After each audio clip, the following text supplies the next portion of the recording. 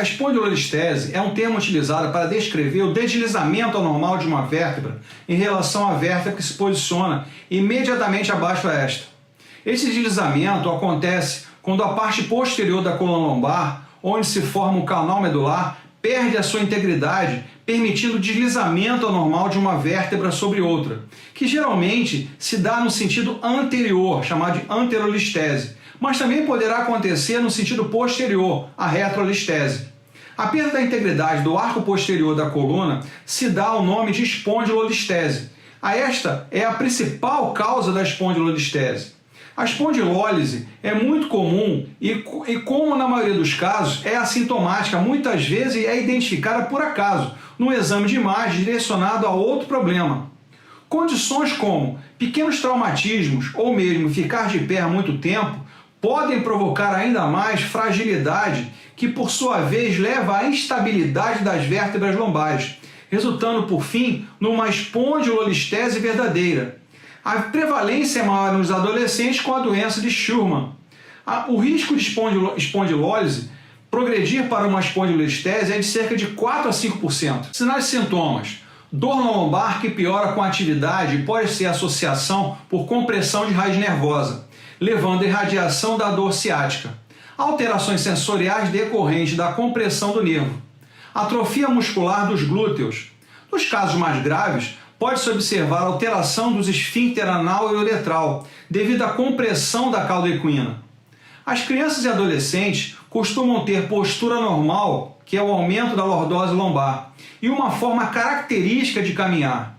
A confirmação do diagnóstico muitas vezes começa com o raio-x da coluna lombar. No entanto, a ressonância magnética é o principal meio de diagnóstico, pois permite visualizar a articulação, os nervos e as estruturas adjacentes em detalhe. O tratamento conservador é usualmente indicado quando o deslizamento equivale a menos de 50% do tamanho do corpo vertebral, em que os sintomas neurológicos não existem ou são reduzidos.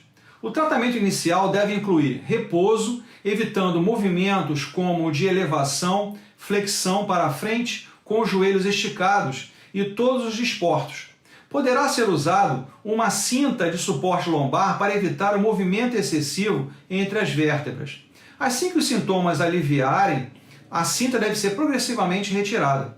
Exercício de correção postural e fortalecimento dos músculos abdominais profundos para promover a estabilização da coluna vertebral e a redução da dor. Fazer exercício de bicicleta estacionária pode ser benéfico, pois promove a flexão da coluna, evitando uma lordose exagerada, e não implica impactos sobre a coluna, como a corrida ou desporto de contato. Quando o deslizamento é maior que 50% do tamanho da vértebra e os sintomas neurológicos afetam a qualidade de vida, a cirurgia será o tratamento mais adequado. As vértebras afetadas são fixadas às vértebras adjacentes que estejam normalmente alinhadas. Geralmente, o disco intervertebral também é removido.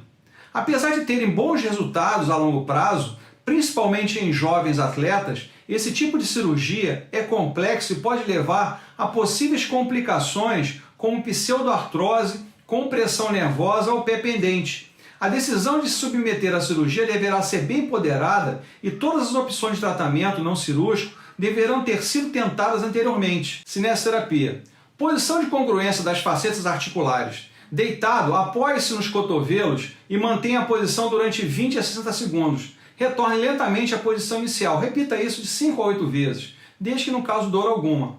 Rotação da coluna lombar. Deitado com os joelhos dobrados e os braços ao longo do corpo, rode ambos os membros inferiores para um lado e depois para o outro. Repita isso de 6 a 12 vezes, desde que não comete nenhum tipo de dor. Fortalecimento do músculo transverso do abdômen. Deitado com elástico à volta da cintura, pressione o fundo das costas contra o chão e tente diminuir o diâmetro da cintura. Mantenha a contração por 10 a 15 segundos. Retorne lentamente à posição inicial, repetindo isso de 6 a 12 vezes, desde que não cause dor alguma.